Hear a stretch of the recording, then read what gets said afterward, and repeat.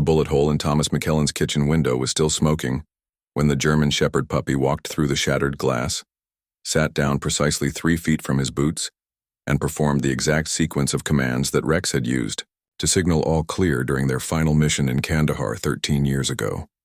Tom stared at the animal in shock, his trembling hands still gripping the Remington 700 that had just put 3 rounds through the chest of the intruder who'd tried to kill him in his sleep.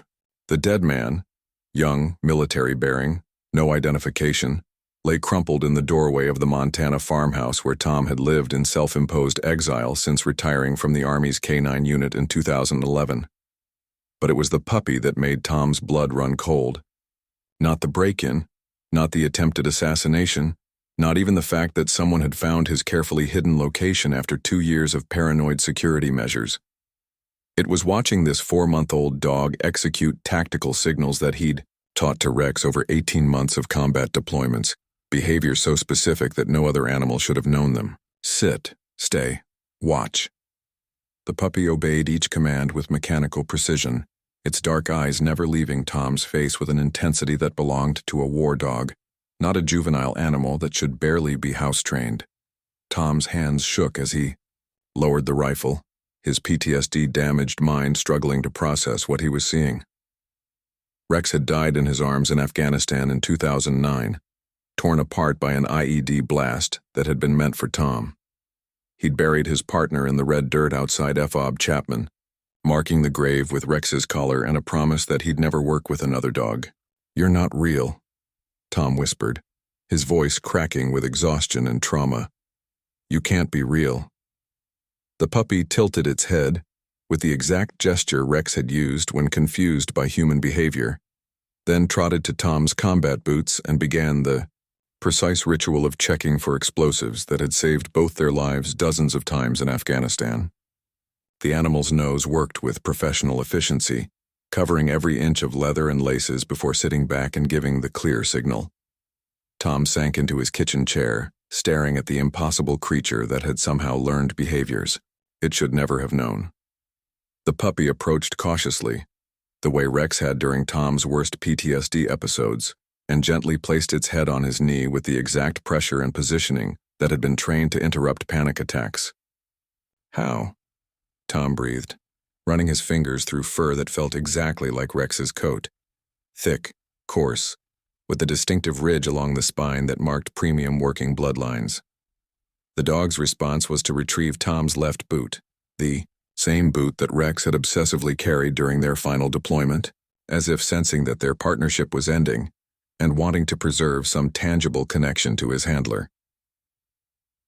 3 hours later, Tom sat in the parking lot of Billings Animal Hospital, watching Dr. Sarah Martinez examine the puppy with the thoroughness of a veterinarian who'd spent 15 years treating military working dogs. Sarah was one of the few people Tom trusted, a former Army veterinary officer who'd saved Rex's life twice during their deployment and understood the unique bond between handlers and their partners. "This is impossible," Sarah said, her voice carrying the clinical detachment that masked deeper confusion. "The behaviors you're describing, the responses to commands, this dog is 4 months old, Tom. It should barely know how to sit." "But you see it too, right?" Tom leaned forward desperately. "The way it moves, the tactical positioning, the explosive detection sequence." Sarah nodded reluctantly. "I see it. I just can't explain it." She ran her scanner over the puppy's neck, checking for the microchip that would identify its breeding line and ownership. The device beeped twice, then displayed information that made her frown. "What is it?" Tom asked. "There's a chip, but the registration number is unusual." Sarah showed him the scanner's display. "Duty property, Gen 404XC, classification, level eyes only."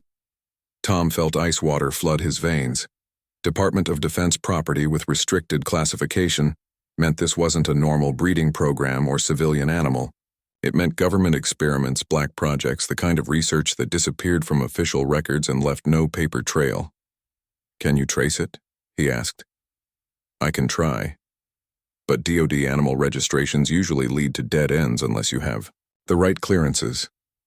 Sarah's voice carried the wariness of someone who'd learned not to ask too many questions about military programs that didn't officially exist. Tom spent the next week making phone calls to former colleagues, trying to trace the registration number through channels that had once been reliable sources of information. Every contact led to the same result: number not found in our system, or classification too high for release, or simply dead phone lines that had been disconnected without forwarding information. His break came from an unexpected source. Master, Sergeant Danny Rodriguez, who'd served with Tom in Afghanistan, agreed to meet at a truck stop outside Missoula under conditions that suggested he was genuinely frightened. "You need to drop this," Danny said without preamble, his eyes constantly scanning the parking lot for surveillance. "Whatever you think you've found, whatever you think you know, just let it go." "Danny, this dog knows Rex's training. Not similar training, Rex's exact protocols. Things I never taught anyone else. Some things are better left buried, Tom. Especially things that started after 2007 at the Texas Research Facility number 12. The name hit Tom like a physical blow. He'd heard whispers about TRF-12 during his final deployment. Rumors about experimental programs that pushed the boundaries of military necessity into areas that most soldiers preferred not to think about. "What was TRF-12? Tom pressed. Danny looked around nervously, then leaned closer. K9 Phoenix Protocol, officially canceled in 2010 for ethical violations. Unofficially, he shrugged. Let's just say the program had some interesting ideas about preserving valuable genetic material and training investments, cloning, among other things. The real problem wasn't creating copies. It was that some of the copies seemed to remember things they shouldn't have been able to remember. Experiences from the original animals, training sequences, even emotional attachments to specific handlers. Tom felt the world tilt sideways. That's impossible. So is a 4-month-old puppy that knows classified tactical protocols. Danny stood to leave, his face grim with knowledge he clearly wished he didn't possess. "My advice? Take the dog and disappear. There are people who would kill to keep Phoenix Protocol buried, and they won't hesitate to bury you along with it." That night, Tom drove to the abandoned Army research facility outside Austin, Texas, using fake identification and route planning that he'd learned during black operations training. The compound had been officially closed for 5 years, but the security systems were still active, suggesting that someone was maintaining the facility for purposes that weren't listed in any public records. Tom spent 3 hours bypassing electronic locks and surveillance systems using skills he'd hoped never to need again. The main laboratory was intact, filled with equipment that belonged in science fiction movies rather than military installations. Genetic sequencing machines, cryogenic, storage units, and computer systems that hummed with the kind of processing power needed for complex biological simulations. The files he found in the classified archive painted a picture of research that had crossed every ethical boundary in pursuit of military advantage. Project Phoenix had indeed been attempting to clone elite military working dogs, but the real breakthrough had come when researchers discovered that certain genetic modifications could preserve and transfer memory patterns along with physical characteristics. Sample XC12 Rex, memory crossover 43%, behavior match 91%, failed shutdown. Tom stared at the entry, his hands shaking as he realized what he was reading. Rex hadn't just been cloned. His memories, his training, his emotional patterns had been somehow preserved and transferred to a new body. The dog that had appeared at his farm wasn't just genetically identical to Rex. It was Rex, reconstituted from genetic material and neural patterns that should have died with the original. But the files also revealed why the program had been canceled. The memory crossover process was unstable, creating animals that suffered from severe psychological trauma, as artificial memories conflicted with new experiences. Most clones had to be euthanized within months of activation due to behavioral breakdowns that made them dangerous to handlers and civilians. Tom was still reading when the facility's lights suddenly blazed to life, and armed figures in tactical gear surrounded the building. Through the laboratory's windows, he could see black SUVs and a mobile command unit that suggested government forces with significant resources and authorization. "Mr. McKellen," a voice called through external speakers. "You are in possession of classified government property.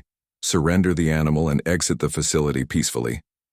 Tom grabbed the Phoenix protocol files and ran for the emergency exit, but the building was already surrounded. He'd walked into a trap, led here by his own need to understand what had been done to Rex and why someone had sent the clone to find him. The drive back to Montana took 18 hours, with Tom constantly checking his mirrors for pursuit that never materialized. Either the government forces had decided to let him go, or they were tracking him through methods he couldn't detect. Either way, he arrived home expecting to find his farmhouse empty and the clone confiscated by whatever agency was responsible for Phoenix Protocol. Instead, he found the puppy waiting on his porch, completely unharmed but exhibiting behaviors that were new and disturbing.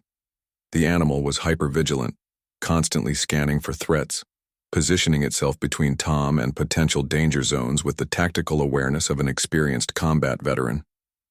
"How did you get back here?" Tom asked, though he suspected the answer would only raise more questions. The puppy's response was to execute a complex series of movements that Tom recognized as an escape and evasion protocol that he'd taught Rex during their final deployment. Somehow, the clone had not only retained Rex's memories but had also developed new abilities based on those memories, becoming something that was neither fully animal nor fully the artificial construct that the government had created. That night, Tom's worst fears were confirmed when armed intruders attempted to breach his farmhouse under cover of darkness. The clone detected them before Tom's security system registered the threat, moving through the house with the silent efficiency of a special operations asset. Tom watched in amazement as the animal systematically neutralized 3 armed intruders, using tactics that belonged in a war zone rather than a rural Montana farmhouse. The dog moved with lethal precision, targeting pressure points and vital areas with knowledge that should have taken years to develop.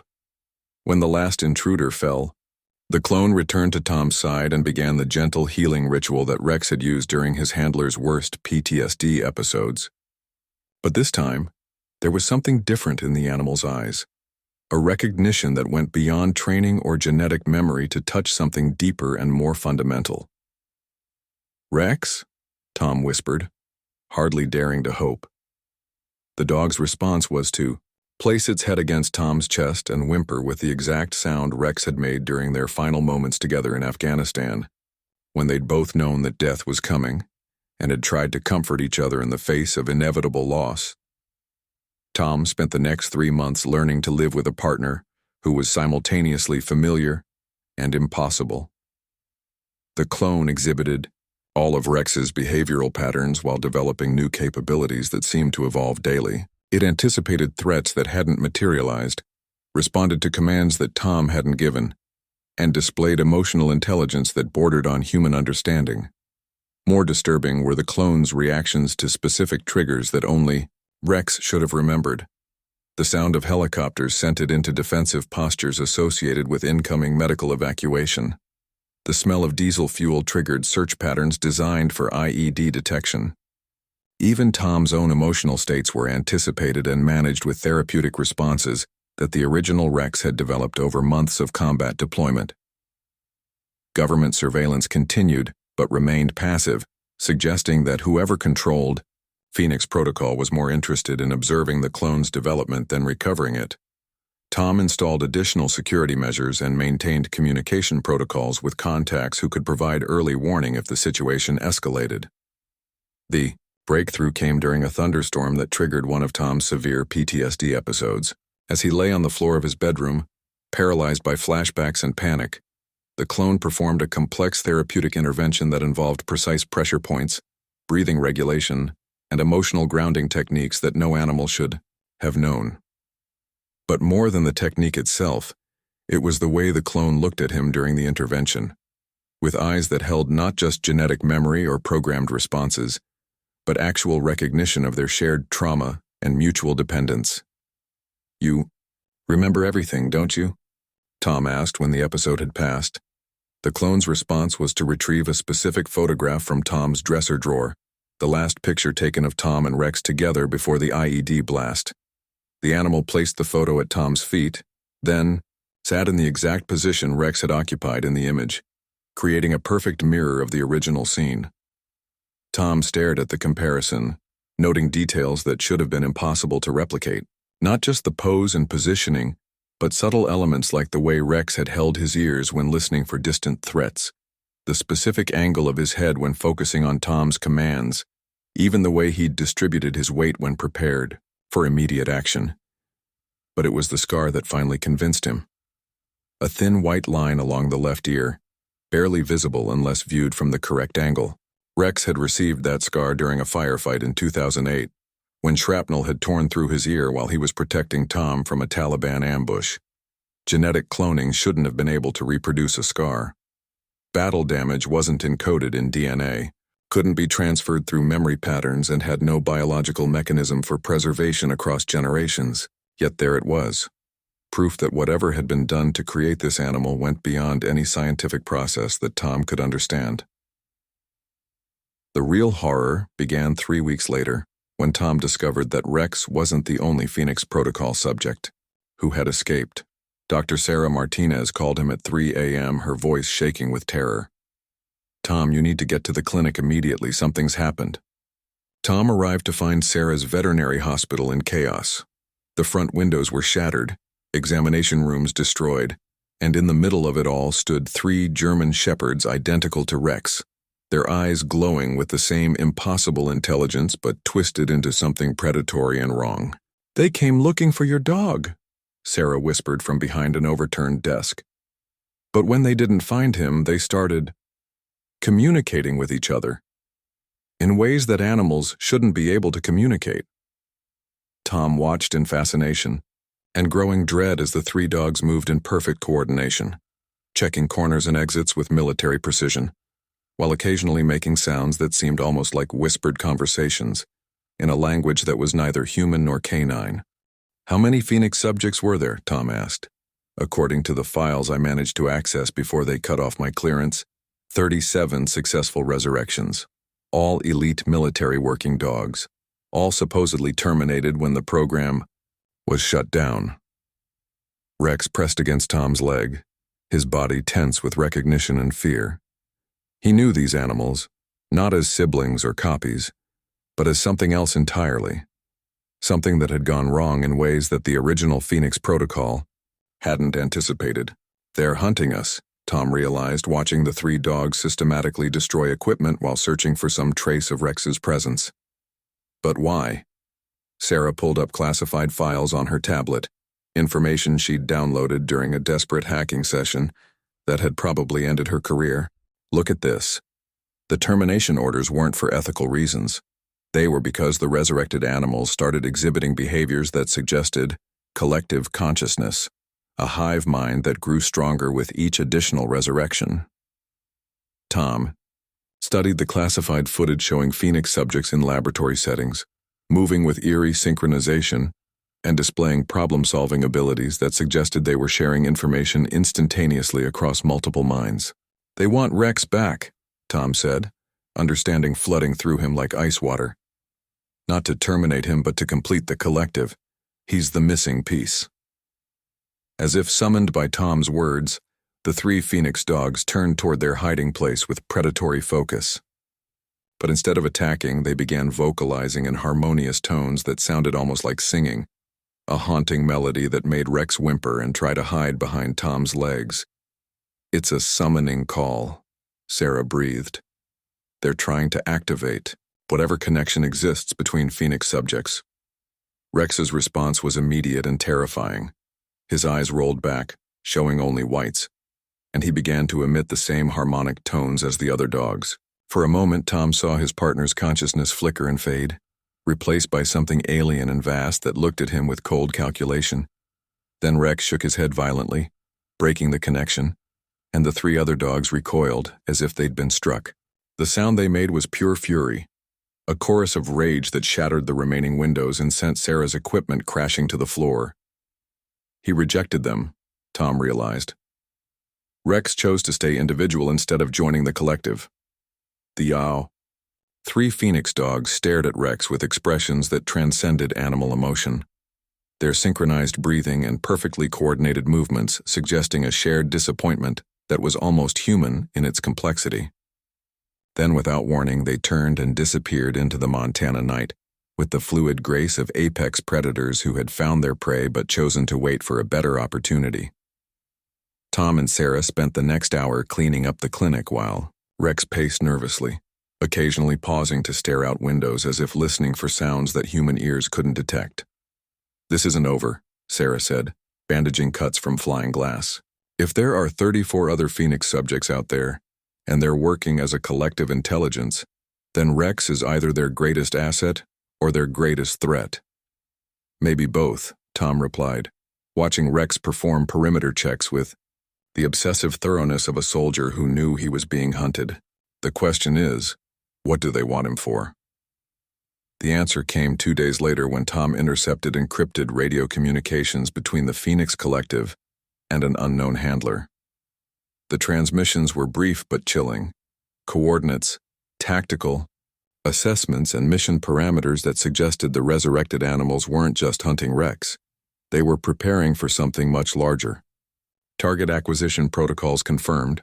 Package location verified. Initiate Phase 7 on handler's signal. Tom realized with growing horror that the Phoenix Collective wasn't just a group of confused animals trying to reunite with a missing member. They were an active military asset being directed by someone with access to classified communications and strategic intelligence. The resurrection technology hadn't just brought back elite working dogs. It had created a coordinated weapon system that retained all their military training while adding supernatural communication abilities. Rex was the key to either stopping this weapon or completing it. And somewhere in the shadows, someone was pulling strings that connected government black projects, corporate interests, and military applications that went far beyond anything Tom had imagined when he'd first seen a impossible puppy perform. Rex's tactical signals. That evening, Tom sat on his porch with Rex at his feet, holding the old photograph and trying to reconcile what he knew about science with what he was experiencing. The sun was setting over the Montana mountains, painting the sky in colors that reminded him of Afghanistan sunsets when he and Rex had shared quiet moments between missions.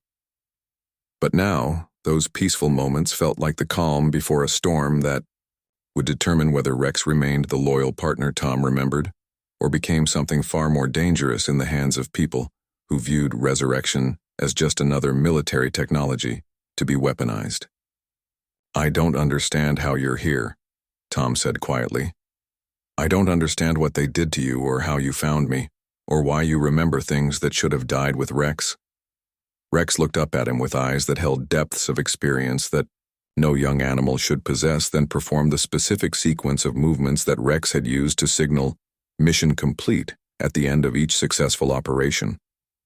Tom reached down to stroke the familiar fur, feeling the same ridge along the spine that had marked Rex as exceptional even among elite working bloodlines. As his fingers traced the old scar, he realized that some mysteries were more important than their solutions, and some bonds transcended the boundaries of life, death, and whatever impossible science had brought his partner home. "I knew you'd find your way back," Tom whispered, finally accepting what his heart had known from the moment Rex first performed his tactical signals. But what Tom would never know, what no one involved with Phoenix Protocol would ever discover, was that the scar on the clone's ear hadn't been artificially created or genetically transferred. The puppy that had appeared at his farm wasn't a clone at all, but Rex himself, returned through scientific processes so advanced that they remained classified beyond the reach of any existing government agency. The Phoenix Protocol hadn't been a cloning program, but something far more extraordinary.